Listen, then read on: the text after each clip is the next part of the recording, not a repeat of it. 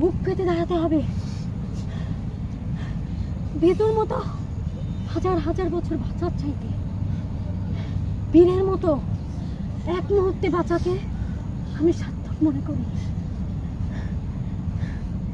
আমার এই মৃত্যুতে যদি কোনো শিক্ষার্থীর মনে দায়বদ্ধতা জন্ম হয়, আমার এই মৃত্যুতে যদি কোনো শিক্ষার্থী রাজপথে নামে, তাতেই আমার সার্থক।